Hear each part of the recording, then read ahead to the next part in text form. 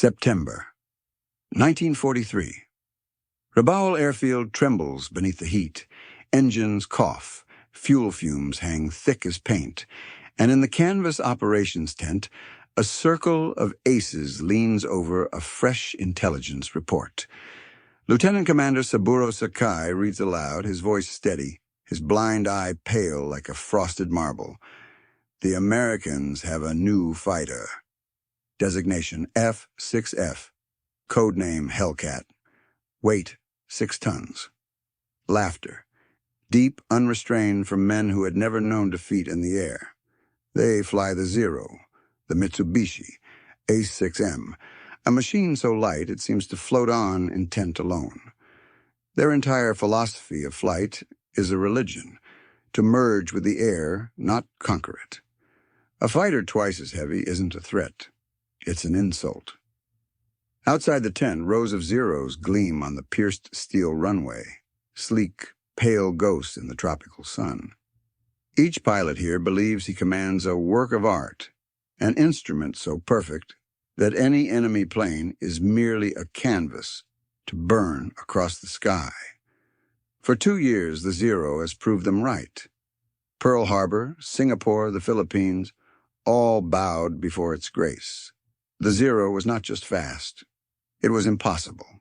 Its airframe, built from a secret alloy called extra super duralumin, gave it strength at half the weight of American aluminum. Each square foot of wing supported just 22 pounds, meaning it could pivot inside a turn circle barely 600 feet wide. Where others strained their arms against controls, Zero pilots merely thought, and the plane obeyed. But that miracle had a price. No armor behind the pilot, no self-sealing fuel tanks, no mercy. One bullet through the wing root could turn the machine into a torch.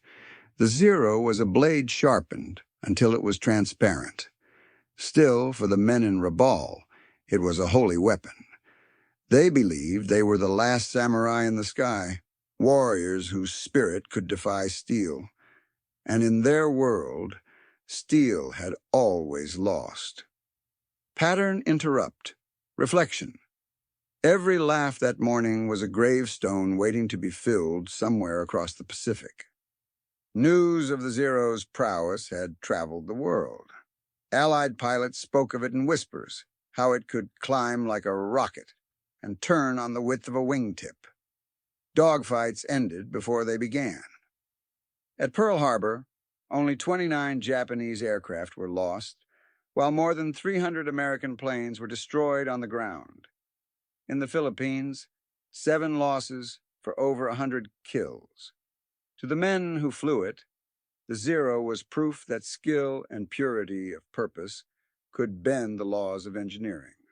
Its designer, Jiro Horikoshi, had been given an impossible order: build a carrier-based fighter that outperformed every land plane on Earth. His solution was audacious. He would ignore safety entirely. He tore armor plates off blueprints, drilled holes where others would reinforce, replaced steel with hope. The result was so light that the plane could cruise 2,000 miles on a single tank. When American engineers finally captured one in 1942, they refused to believe the numbers. A fighter with the range of a bomber and the maneuverability of a kite. It was as if Japan had built a myth out of aluminum. So when the first reports arrived of an American fighter, twice as heavy and nearly as large as a bomber, the Japanese reaction was predictable. To them, this Hellcat was confirmation of American naivete, an industrial nation trying to compensate for lack of skill with sheer metal. Sakai and his peers imagined it trudging through the air, clumsy, unresponsive, an easy target for their dancing Zeros. They mocked its name, Hellcat, as if a machine could possess spirit. They believed only men could. The Japanese philosophy of air combat was an extension of the sword. Engagements were personal duels, artistic and honorable. They trained for turning fights, face-to-face battles where skill and instinct triumphed. The idea of a fighter built to absorb punishment instead of avoid it felt almost barbaric.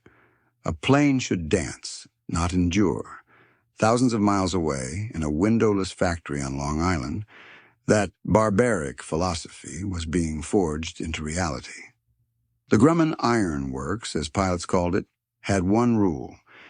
If a part breaks, double its thickness. If a plane crashes, the next one must be strong enough to survive it.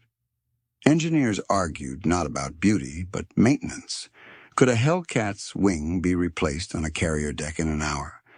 Could its engine be removed with a single wrench? Every component was a lesson in ruthless practicality. Inside its barrel-chested fuselage sat a Pratt & Whitney R2800 double wasp, an 18-cylinder engine producing over 2,000 horsepower.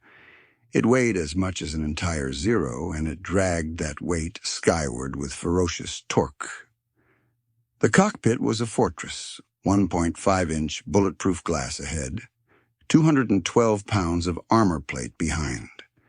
The fuel tanks could seal themselves after being riddled with bullets. Every pound that Sakai laughed at was a pound of protection an American pilot would soon live to thank. One side believed in spirit, the other believed in systems. In Japan, pilot training was a spiritual rite. 3 years, 700 flight hours, meditation, perfection. In America, it was a factory pipeline. Thousands of pilots trained simultaneously in identical curriculums, graduating into identical machines. Where Japan produced artists, America produced an assembly line of competence. Sakai's laugh was not just mockery, it was denial. Because to accept the Hellcat as a threat was to admit that the age of the individual ace was ending. Even then, there were signs. Patrols reported strange encounters over the Solomons, heavy blue fighters that refused to turn, that climbed instead of twisted, that seemed to absorb hits and keep flying. Each report was dismissed as exaggeration. A Zero pilot could not imagine being outflown by a machine so inelegant. But war has no interest in elegance. Steel does not fear spirit. It only waits for impact. That evening, as Sakai walked past his line of Zeros, the sun fell behind the volcano ridge, turning their wings to amber. Mechanics tightened bolts with bare hands. Pilots smoked and joked about the fat American plane. Beyond the horizon, in New York, another Hellcat rolled off the line. 1 every hour, 24 a day. The numbers were already deciding the future. The Japanese had mastered craftsmanship. The Americans had industrialized it. In less than a year, these two philosophies would meet in the skies above Marcus Island. The laugh inside that tent would become a memory echoing beneath flak bursts and flaming aluminum.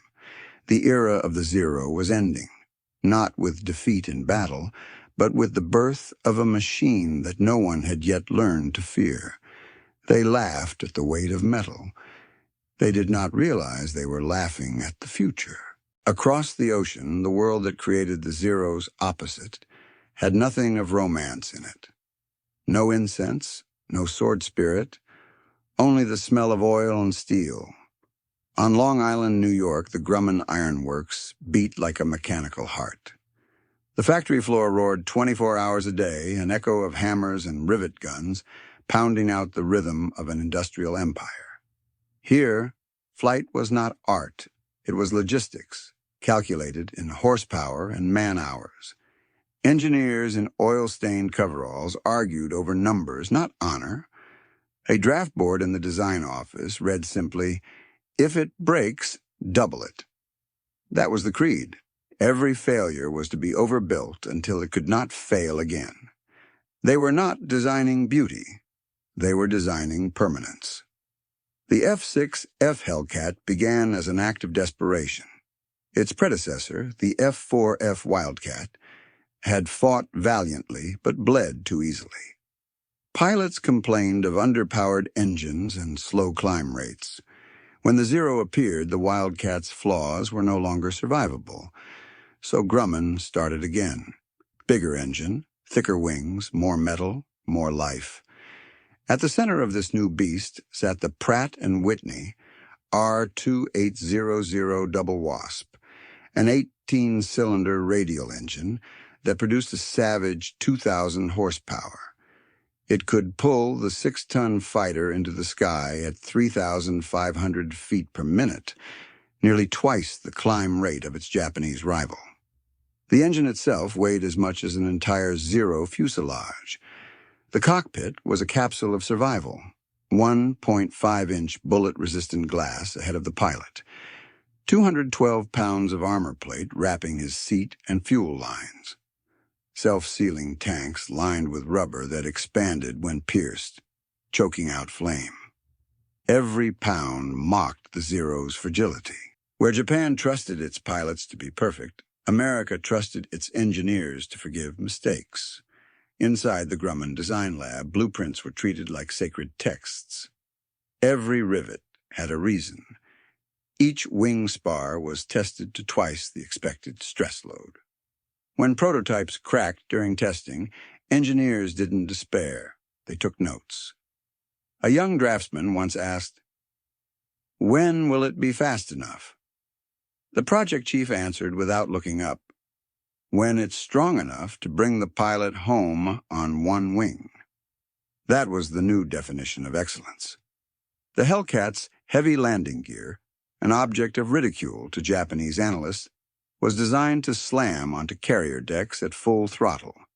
The hydraulic system could absorb 7G of impact without structural failure. Its enormous wings folded mechanically, allowing more planes per carrier, more planes per battle.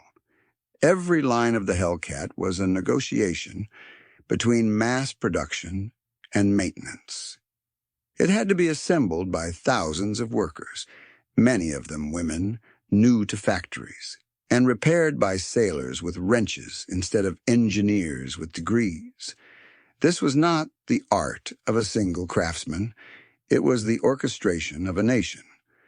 While Japanese engineers built with intuition and artistry, the Americans built with data. Every flight test was cataloged, every stress fracture graphed, every improvement standardized. If one factory discovered a faster way to install a canopy, all others adopted it within days, a living feedback loop. A mechanical brain made of blueprints. By late 1942, mock-ups of the F6F were already flying off Bethpage's private runway. Test pilot Bob Hall described the first takeoff as like strapping yourself to a thunderstorm. When he throttled down after the first flight, he scribbled in his notebook, "It doesn't feel alive. It feels inevitable." That word, inevitable, summed up the American approach to war. The Japanese believed in perfection. The Americans believed in momentum. Factories in Detroit, Pittsburgh, and Seattle formed an invisible chain of supply. Steel from one coast, engines from another, bolts from a third, each link timed to the minute. If a ship sank carrying parts, another convoy replaced it before the loss was even reported. The U.S. had turned production itself into a weapon. By 1943, Grumman's lines produced one Hellcat every 57 minutes. The entire assembly process was choreographed, like a ballet of torque, wrenches, and cranes. Parts fit together with such precision that a damaged plane could be repaired on deck in hours. In Japan, a crashed Zero meant a month of replacement. In America, a crashed Hellcat meant a day of paperwork. Behind the noise and metal stood Leroy Grumman himself, a quiet engineer who rarely gave speeches. He once described the Hellcat not as a fighter, but as a system for returning pilots. He knew exactly what he was building, a plane that would allow ordinary men to survive extraordinary chaos. American military planners didn't need the best pilot in the world. They needed a good pilot in every cockpit. The Hellcat's forgiving controls, wide landing stance, and massive flaps made it the most approachable fighter of the war. Pilots called it the cat that always lands on its feet. The Zero demanded mastery. The Hellcat demanded persistence. The Zero was art that died with its artist. The Hellcat was industry that outlived its maker. While engineers built hardware, tacticians were rewriting the software of combat. Lieutenant Commander Jimmy Thatch, the same man who had kept the Wildcat alive against Zeros, developed a new doctrine around the Hellcat's strengths: altitude, power, teamwork. The Thatch weave paired two fighters flying opposite zigzags, covering each other's tails. In training exercises, Zeros could never penetrate the pattern. When the Hellcat arrived, that tactic became lethal. The design and the doctrine were inseparable. The plane was built for coordination, for teamwork. Radios that Japanese designers dismissed as extra weight became the nervous system of this new predator. By the spring of 1943, hundreds of Hellcats waited aboard carriers steaming across the Pacific. Their wings gleamed dark blue under deck lights. Below deck, mechanics tuned the Double Wasp's cylinders with the precision of heart surgeons. American pilots, some barely 20 years old, sat in ready rooms staring at silhouettes of the Zero pinned to the walls. They studied turn rates, dive angles, climb ratios. They memorized not how to outfly it, but how to outthink it. Technical insert, comparative stat, Zero top speed, 331 miles per hour, Hellcat top speed, 376 miles per hour. Hellcat rate of climb, 3,500 feet per minute. Zero rate of climb, 2,700 feet per minute. Armor, 0, none. Hellcat, 212 pounds. Numbers that looked small on paper would soon redefine air combat. Back in Rabaul, Japanese intelligence finally intercepted photographs of the F6F. Commanders frowned. The fuselage looked too thick, the engine cowling enormous. They misread strength for slowness. One officer, after studying the report, said flatly, "It will sink in the sky." In New York, the next Hellcat rolled out of the hangar, sunlight gleaming off the armor. Workers paused to watch it taxi toward the runway, the air shimmering with heat. They had built the world's first mass-produced apex predator. It didn't need to be graceful. It only needed to arrive again and again until nothing was left to fight. The Zero was a legend, born of genius. The Hellcat was a machine born of inevitability. And somewhere between genius and inevitability, the balance of the Pacific began to shift. September 30th, 1943. The sky above Marcus Island is a brilliant, burning blue. Petty Officer First Class Yoshio Fukui sits in his Zero, its cockpit glass fogging from the humid air. He is a veteran pilot. Steady hands, calm pulse, hundreds of hours in combat.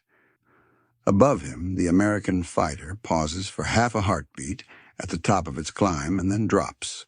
A perfect hammerhead, stall turn, an impossible move for a 6-ton machine. When it falls toward him.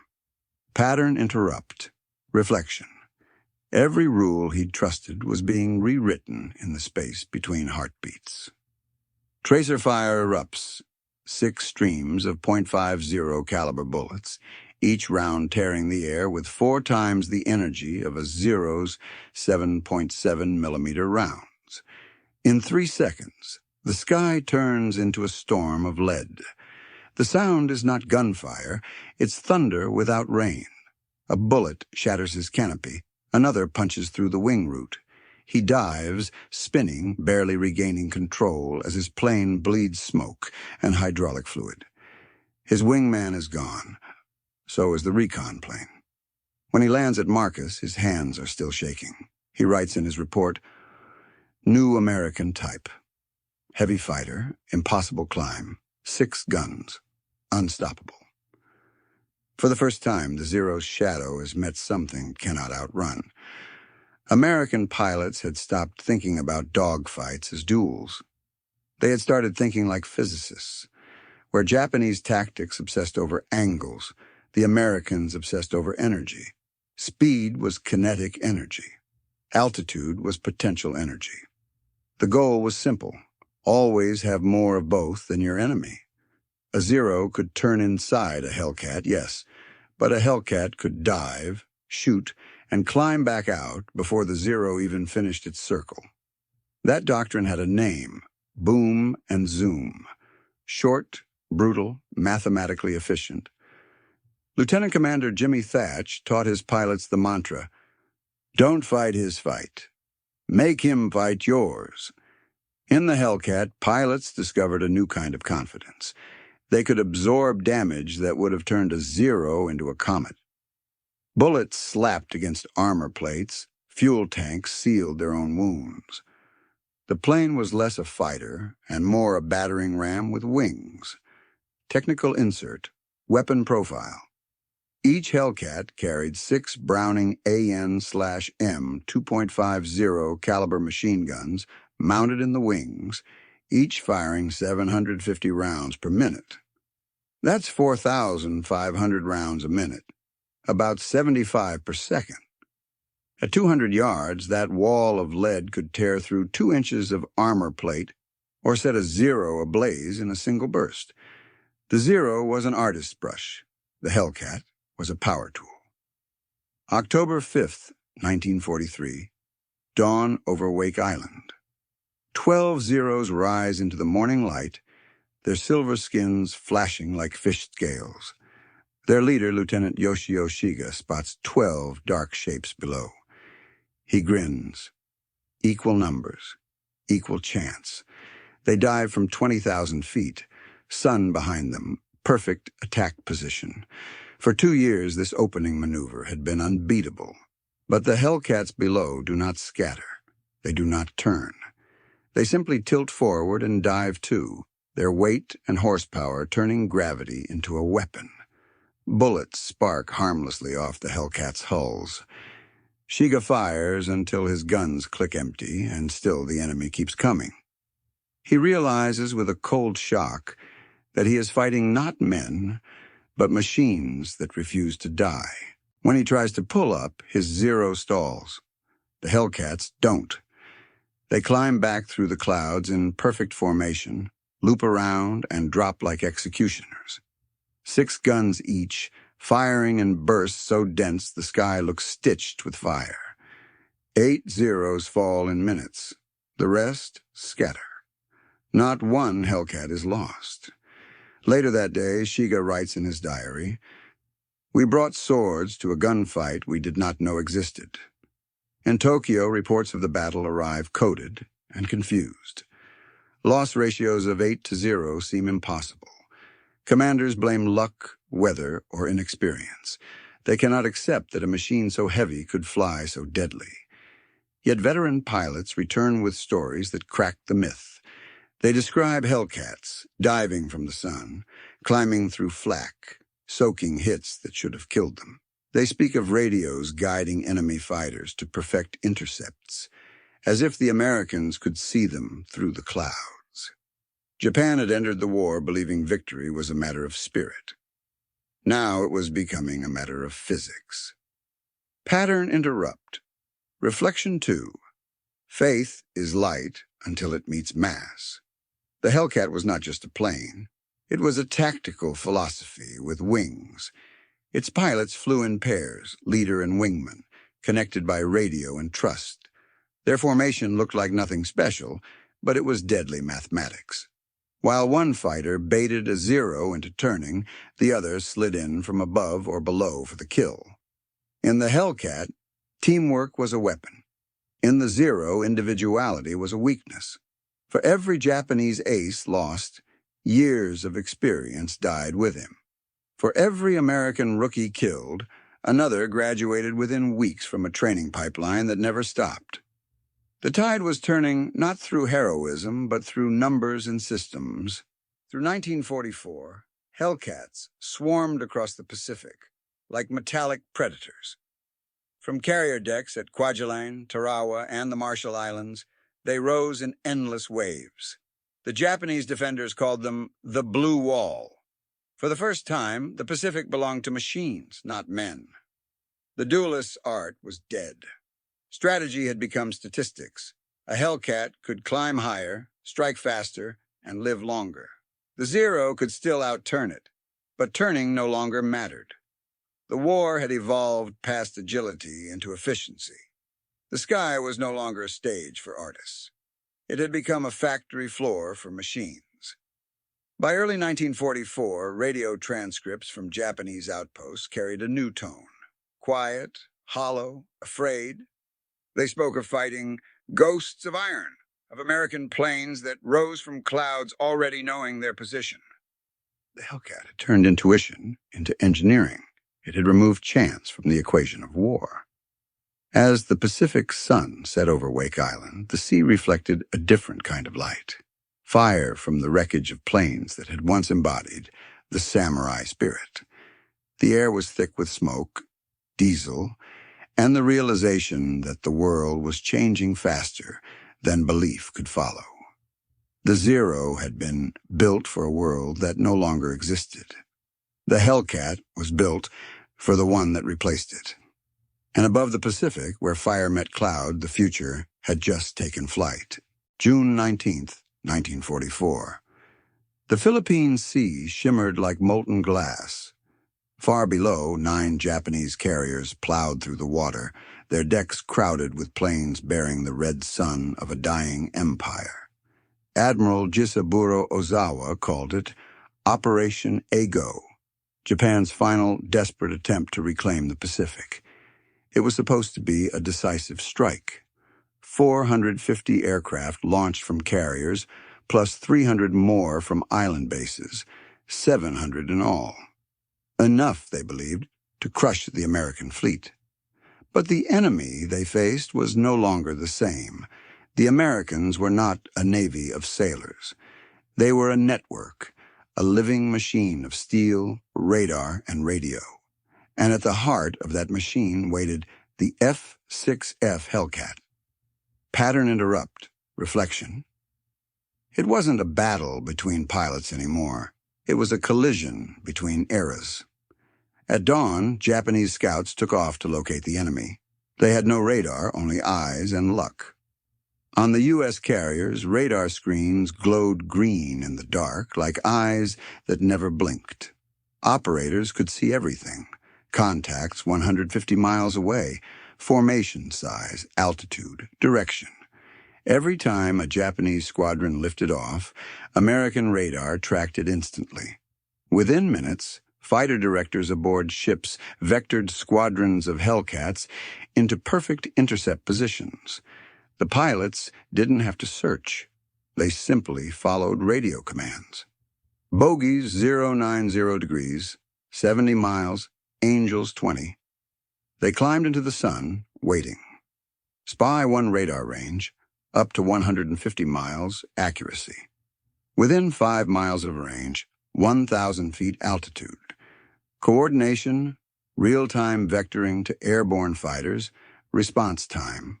Under 3 minutes from detection to intercept. The Japanese pilots never saw them coming. At 10:35 a.m., the first Japanese wave, 69 aircraft, crossed into range. Lieutenant Zenji Abe, leading the Zero escort, saw something impossible. A wall of blue fighters stacked across the sky, layered from 20,000 to 30,000 feet. It was like flying into a storm made of metal, he later said. The Hellcats dove from above like hawks falling upon sparrows. 6.50 caliber guns per plane, 12 per pair, 24 per formation. Each second, thousands of bullets stitched the sky. The Japanese formation disintegrated. Zeros tried to turn, but every dive they attempted only bled speed and altitude. The heavier Hellcats used their weight as a weapon, diving faster, climbing higher, dictating every engagement. 12 minutes later, 42 Japanese planes were gone. Not one Hellcat lost. Pattern interrupt, reflection 2. For the first time, air combat looked less like war and more like mathematics. Ozawa's second wave never learned from the first. Radar picked them up at 11:07 a.m., 70 miles out. Hellcats rose again, guided by voice commands as calm as surgeons. Turn left heading 135. Climb to Angels 2-5. You'll meet them there. When the two formations met, the Pacific sky erupted. Bullets and smoke tangled with contrails until the air itself seemed to burn. The Japanese had brought speed and spirit. The Americans brought altitude and coordination. Hellcat formations attacked in slashing arcs, never turning, never dueling. They struck, climbed, and struck again. A Zero could turn tighter, yes, but it could not escape the vertical. By noon, nearly 100 more Japanese aircraft were gone. At 1 p.m., a third wave rose from Guam's airfields, desperate to avenge their comrades. They were intercepted before they even reached the fleet. They hit us from the clouds. We didn't even see them. Report from Ensign Tadashi Taya, survivor of the third wave. When the battle ended that evening, the sea below was littered with debris, oil slicks, and parachutes that never opened. Out of 373 Japanese carrier-based aircraft, only 35 returned. The Americans lost 30 planes total, most to fuel exhaustion or mechanical failure. It was no longer a contest of courage. It was an equation. Each American carrier could launch over 100 aircraft per hour. Each pilot trained over 350 flight hours with radio coordination and formation drills. Each Hellcat carried 4 times the ammunition of a Zero. Each wave flew under the eyes of radar that saw over the horizon. The Japanese had courage. The Americans had calculus. By the next morning, Japan's naval air arm had ceased to exist. Hundreds of its most experienced pilots were gone. Those who survived were broken, haunted by the speed and silence of the Hellcat attacks. Psychologists would later name it Hellcat syndrome, a trauma response born from facing an enemy that seemed omniscient, omnipresent, untouchable. Admiral Ozawa's after-action report was bleak and prophetic.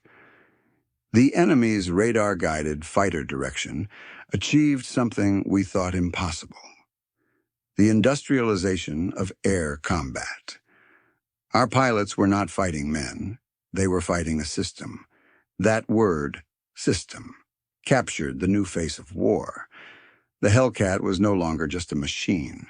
It was the embodiment of process, the physical manifestation of an economy that never slept. The Japanese still spoke of Bushido. The Americans had invented automation. At Bethpage, New York, the Grumman plant worked through the night. Riveters hammered, cranes lifted, welders sparked, 24 hours a day, 7 days a week. Every 60 minutes, another Hellcat rolled off the line. By war's end, 12,275 Hellcats had been built in 30 months. In that same period, Japan had produced fewer than 5,000 fighters of all types. Each Hellcat was nearly identical to the last, the product of interchangeable parts and perfect repetition. It didn't matter which factory built it, which pilot flew it, or which carrier launched it. The result was the same. Consistency had become the deadliest weapon of all. Perfection dies with its creator. Systems never die, they scale. When Japanese engineers examined a captured Hellcat in 1945, they found it crude but brilliant. No single part was elegant, but every part had purpose. It could take a direct hit from 20mm cannon fire and still fly home. Its self-sealing tanks could close a bullet hole the size of a thumb in seconds. Its armor glass could stop a .50 caliber round at 200 yards. Jiro Horikoshi, the Zero's creator, studied it in silence. Then he said almost mournfully, We built an aircraft for 1941. They built a system for 1945. That was the final difference. The gap, not between pilots or planes, but between centuries. The Japanese still fought as craftsmen. The Americans fought as engineers. The samurai still believed in mastery. The Americans believed in scale. By late 1944, Japan's only answer was desperation. Out of trained pilots, out of fuel, they began turning their last planes into weapons. Vice Admiral Takejiro Onishi proposed a new tactic, the kamikaze. If a Zero attacks conventionally, he said, its chance of success is near zero. If it becomes a bomb, its chance rises to 30%. The pilot dies either way. Let his death have meaning. The kamikaze was not born of fanaticism. It was born of futility. When the samurai's sword shatters, he becomes the blade himself. But even that could not break the machine. Hellcats intercepted 80% of kamikaze missions before they reached their targets. Their guns became shields. Their speed became defense. The Hellcat was no longer just a hunter. It was the guardian of an entire fleet. By 1945, the Pacific sky belonged entirely to blue steel and radio waves. The duel had ended.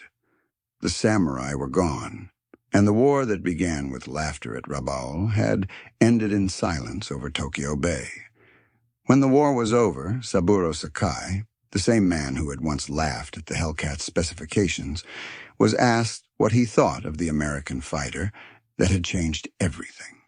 He paused, then said quietly, "The Zero made Japan believe it was great. The Hellcat made Japan understand it was not. The Zero was spirit without system. The Hellcat was system without spirit. And in the age that followed, it was the system that survived." August 1945. The war that began in laughter now ended in silence. On airfields across Japan, rows of Zero fighters sat abandoned, wings sagging, tires flat. Their once proud emblems faded under dust and rain. They had been the wings of the empire, symbols of a warrior's sky. Now they were ghosts. The last airmen who returned from battle walked across cracked tarmac barefoot, their uniforms torn, their eyes empty. There was no more aviation fuel, no more ammunition, no more sky to fight for. When the Americans landed, they didn't find an enemy. They found relics of an age that had vanished. And in the hangars, parked beside broken Zeros, were a handful of captured F6F Hellcats. To the Japanese engineers who saw them up close for the first time, it felt like standing before evolution itself. The sound of defeat is not the scream of engines, it's the silence that follows. In 1946, the Allied Technical Evaluation Unit brought Japanese aircraft designers, including Jiro Horikoshi, father of the Zero, to inspect and compare the machines that had defined the war. They dismantled a Hellcat piece by piece. The wings, the armor, the engine, the controls. Each component was studied like a fossil from the futures. Where the Zero's inner structure was minimalist, almost skeletal, the Hellcat's was dense with reinforcement ribs and layered protection. Where the Zero used exotic alloys to save ounces, the Hellcat used plain steel and more of it. Where the Zero trusted reflexes, the Hellcat trusted redundancy. Horikoshi said quietly to his interpreter, "We built a weapon for an artist. They built a weapon for a factory." That sentence became his confession.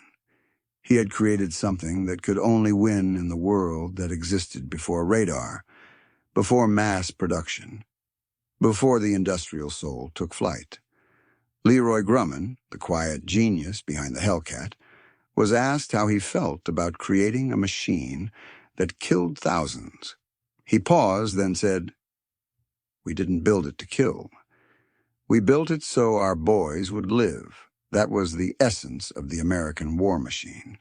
Pragmatism as mercy. Armor wasn't a luxury, it was a promise. Power wasn't pride, it was insurance. The Hellcat was proof that survival could be engineered.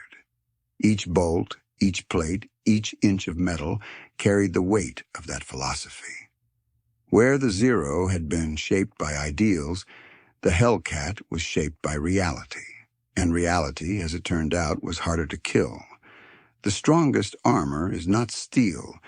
It's the refusal to romanticize death. In the closing months of the war, Hellcats had shifted roles. No longer predators, they became shields, intercepting kamikaze attacks, protecting convoys, guiding bombers. During the Battle of Okinawa, Hellcat squadrons flew thousands of sorties, forming a living wall around the fleet. Every day, hundreds of suicide planes approached from the horizon, and every day, most were destroyed before they ever saw a target. Pilots no longer flew for glory. They flew for preservation. They weren't seeking kills. They were preventing losses. It was the final transformation, from warriors to guardians. Many pilots didn't even count their victories anymore. One wrote in his journal, "We shoot not to destroy, but to delay destruction." That single sentence captured the paradox of the Hellcat's legacy. It had turned war into something mechanical, efficient, and profoundly tragic. When peace finally came, Grumman's factories went quiet. The giant steel presses that once stamped out wings now stood motionless, dust gathering on their gears. The last Hellcat rolled off the line in November 1945. It was stored in a warehouse, flight-ready, but never flown. The machine that had ruled the skies now waited in silence, its purpose fulfilled, its time complete. And yet the world it had created, the world of mass production, systemized warfare, radar-directed combat, would never disappear. Every jet that followed, every missile, every drone carried a piece of the Hellcat's DNA. The sky had changed forever. It would never again belong to individuals. It now belonged to networks, numbers that read less like statistics and more like epitaphs. For every Hellcat built, there were hundreds of workers, riveters, machinists, welders who never saw the front. They worked through nights, through blackouts, through fatigue. Each rivet they tightened, each panel they sealed, was a silent contribution to victory. And for every Zero pilot who died, there was an entire culture collapsing behind him. A way of thinking, a philosophy, a nation's belief in honor over endurance. The Pacific War wasn't just fought between two powers. It was fought between two worldviews. When two civilizations meet in war, only one philosophy survives. The Zero's creators believed that perfection was divine. The Hellcat's builders believed that perfection was mass-produced. History sided with the factory. In 1954, at a small naval airbase in Florida, a single F6F Hellcat took off for the last official time. It climbed into the morning sun, its massive radial engine growling like thunder one final time.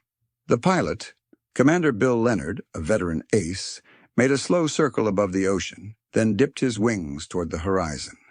He was saluting ghosts, the men who had flown before him and the machines that had carried them home. As the plane landed and rolled to a stop, the ground crew gathered around it. Someone painted 3 words on its fuselage before it was retired to a museum. It always came back. 'Cause that was the Hellcat's promise, and its legacy. Some machines are not remembered for how they fought, but for how they returned. Today, restored Hellcats still fly at air shows. Their engines rumble across the sky, echoing the industrial heartbeat of another age. Children point, veterans stand in silence, and historians talk about ratios and records. But those who truly understand hear something deeper in that sound, the hum of inevitability, the reminder that the sky itself once changed its sides, that the future belongs not to the fastest or the bravest, but to those who adapt first. The Zero danced. The Hellcat endured. And endurance, in the end, is the only flight that never crashes. When Saburō Sakai was interviewed in 2000, he was an old man. His one good eye had gone cloudy. His hands trembled when he poured tea. But when asked about the Hellcat, the same machine he once mocked, he smiled faintly. "The Zero made men into heroes," he said. "The Hellcat made heroes unnecessary." The laughter that had begun in that tent at Rabaul 60 years earlier had finally stopped. Because history doesn't laugh. It records. And in its records, one truth endures. The plane that was built to be a joke became the standard by which all others were measured. The Hellcat didn't just win the war. It ended an era. It silenced the samurai sky and ushered in the age of the engineer. The Zero was legend. The Hellcat was reality. And when legend met reality, the world was never the same again.